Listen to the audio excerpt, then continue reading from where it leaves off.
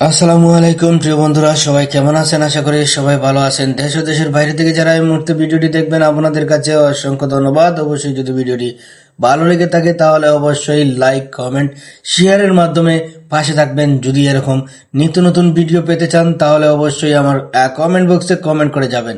ঘুরতে ঘুরতে চলে আসলাম, একটু কাজে চলে আসছিলাম শহরে।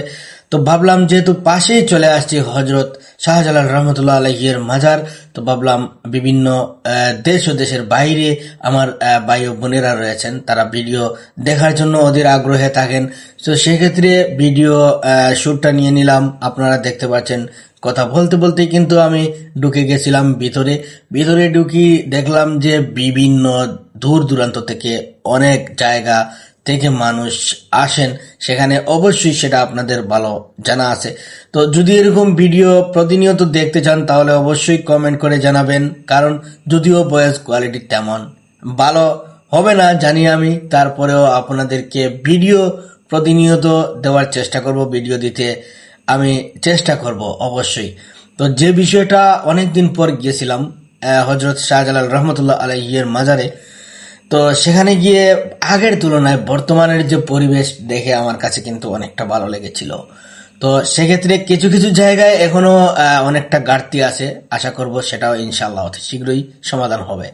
তো দেখতে দেখতে ঘোরাঘুরি করার পর চলে আসলাম, যারা অতির আগ্রহে বসে থাকেন সেই জিনিসগুলা দেখার জন্য। দেখতে পাচ্ছেন গজার মাছ যেখানে আছে সেই জায়গায় চলে আসলাম সেগুলা দেখানোর প্রচেষ্টা, কিন্তু বাতি স্বল্পতা থাকার কারণে কিন্তু সেখানে অন্ধকার। সেই অন্ধকারে কেমনে ভিডিও নিলে ভালো ভিডিওতে দেখা যাবে ওই মাগুর মাছগুলা, বিশাল বিশাল আকৃতির বিশাল সাইজের মাগুর মাছ, ওইগুলা দেখানোর চেষ্টা।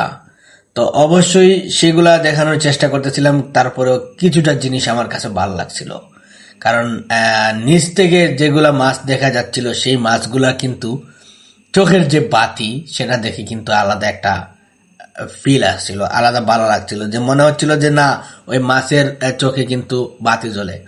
তো ওইগুলা শেষ করার পর চলে আসলাম, যেহেতু ভাবলাম আসছি একটু জিয়ারতটা করে যাই, সেক্ষেত্রে জিয়ারত করে চলে আসলাম। তো এখান থেকে নামার পর দেখছেন, এখান থেকে নেমে আসছি, এখানে গিয়ে আমার আরো মাথা গরম হয়ে গেল। সেখানে অনেক বড় বড় মুফতি অকল বসে আছে। তো সেক্ষেত্রে ওনাদের সাথে গিয়ে যায় ঝামেলা, ভিডিও নেওয়া যাবে না, এই করা যাবে না, সেই করা যাবে না।